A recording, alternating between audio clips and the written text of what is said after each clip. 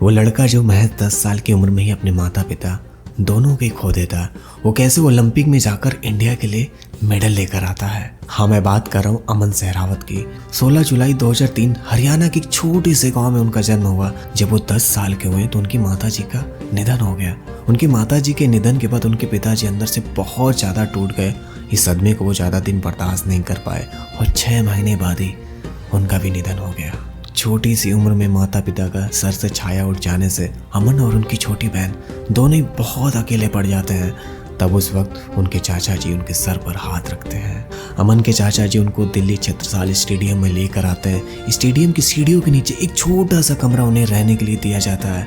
वो कमरा और वो स्टेडियम उनकी पूरी दुनिया बन जाती है और वहाँ पर रेसलिंग करने वाले लोग उनकी फैमिली बन जाती है। 2012 में जब सुशील कुमार ने लंदन ओलंपिक में सिल्वर मेडल जीता तो अमन उनसे इतना ज़्यादा इंस्पायर हुए, उन्होंने तभी डिसाइड कर लिया मुझे रेसलिंग करना है और इंडिया के लिए एक दिन ओलंपिक में मेडल लेकर आना है। उन्होंने उस वक्त अपने हाथों से ओलंपिक मेडल की एक तस्वीर बनाई और अपनी दीवार पर चिपका दी और यहीं से उनकी रेसलिंग की जर्नी स्टार्ट होती है। वो अपने पूरे डेडिकेशन के साथ तैयारी करने लगे। इनका नाम पहली बार लोगों के सामने 2019 में आया जब वो एशियन चैंपियनशिप में गोल्ड मेडल जीते। फिर उन्होंने पीछे मुड़कर कभी नहीं देखा, एक के बाद एक मेडल जीतते गए। अब बारी थी पेरिस ओलंपिक में अपनी जगह बनाने के लिए। अमन के सामने वो शख्स था जिन्हें वो अपना आइडल मानते थे, जो टोक्यो ओलंपिक में इंडिया के लिए सिल्वर मेडल जीते थे रेसलिंग में, रवि कुमार थैया। उनके लिए बहुत ज़्यादा चैलेंजिंग था, जिसे वो अपने आइडल मानते थे, उसे हराना था। मगर फिर भी वो रवि थैया को हराकर पेरिस ओलंपिक में अपनी जगह बनाते हैं। पेरिस ओलंपिक में बहुत सारे धुरंधरों को हराने के बाद सेमीफाइनल में पहुंच गए।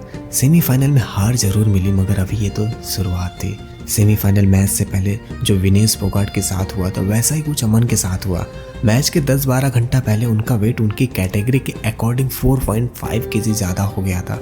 अपने कोच और फिजियो के सलाह से रात भर मेहनत करके वो 10 घंटे में 4.5 kg वेट घटाते। That's unbelievable.